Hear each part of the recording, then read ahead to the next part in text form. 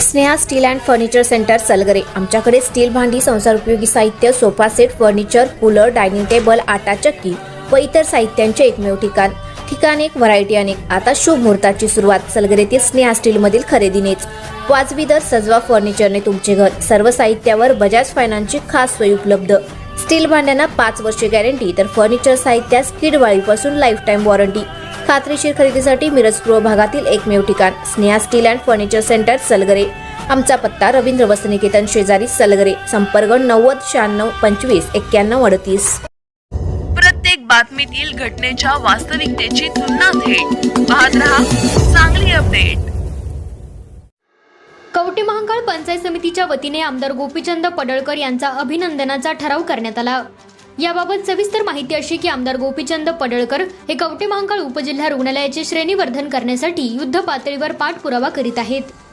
तालुक्यातील काही सामाजिक संघटना, कार्यकर्ते यांनी तसेच उपजिल्हा रुग्णालयाचे प्रमुख डॉक्टर अजय भोसीकर आणि त्यांची सर्व टीम या उपजिल्हा रुग्णालयाचे 100 बेड श्रेणीवर्धन करण्यात यावे अशी लेखी स्वरूपात मागणी आमदार गोपीचंद पडळकर यांच्याकडे केली आहे। याचाच पाठपुरावा म्हणून आमदार पडळकर यांनी राज्याचे मुख्यमंत्री देवेंद्र फडणवीस यांच्याकडे लेखी निवेदनाद्वारे या उपजिल्हा रुग्णालयाचा प्रश्न मांडला। मुख्यमंत्री फडणवीस यांनीही आमदार पडळकर यांच्या मागणीला हिरवा कंदील दाखवला असून लवकरच ही मागणी पूर्ण होणार आहे।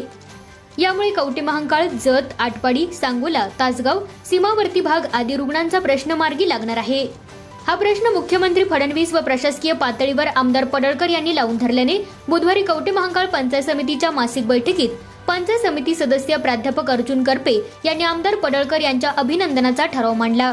या ठरावाला प्रभावती निकम यांनी अनुमोदन दिले।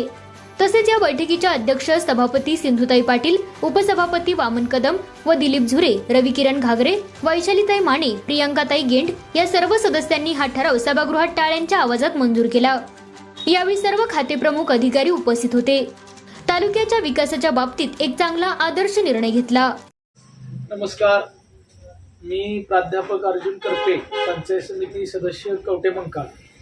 आपल्या सर्वांना मी सूचित करीतो की कालच पंचायत समितीच्या सभागृहामध्ये मासिक मीटिंग पार पडली आणि जत विधानसभा मतदारसंघाचे आमदार गोपीचंद पडळकर यांनी कवठे महांकाळ येथील जे उपजिल्हा रुग्णालय आहे या उपजिल्हा रुग्णालयाचं 100 बेडचं श्रेणीवर्धन व्हावं यासाठी राज्याचे मुख्यमंत्री देवेंद्र फडणवीस यांच्याकडे पाठपुरावा सुरू केला आहे। तशा मागणीचं निवेदन दिलेलं आहे आणि हे श्रेणीवर्धनचं काम येत्या 2 महिन्यामध्ये पूर्ण होईल असं आपल्याला आमदार पडळकर यांनी सांगितलेलं आहे। तसं मुख्यमंत्री फडणवीस यांनीही शब्द तसा आमदार पडळकर साहेबांना दिलेला आहे।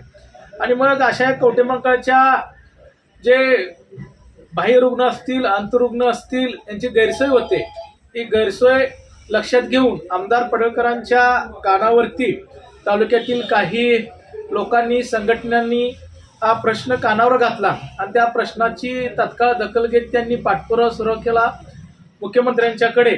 आणि मग अशा या कर्तव्यदक्ष आमदारांचं एक मित्र म्हणून, इथं राजकीय पक्षाचे जोडे मी बाजूला ठेवून सांगतो, मी महायुतीत आहे, तरीही एक माझा मित्र एक विकासाचं मोठं काम करतोय आणि या दुष्काळी भागातलं जे कवठे महांकाळ तालुका आहे या उपजिल्हा रुग्णालयामध्ये जत असेल, सांगोला असेल, तासगाव असेल किंवा शेजारचे कर्नाटक आणि महाराष्ट्र सीमावर्ती भागातील काही रुग्ण असतील, मोठी गर्दी असते आणि या रुग्णांची गैरसोय होऊ नये यासाठी याचं श्रेणीवर्धन होणं आवश्यक होतं आणि त्याचा विडा आमदार पडळकरांनी उचललेला आहे।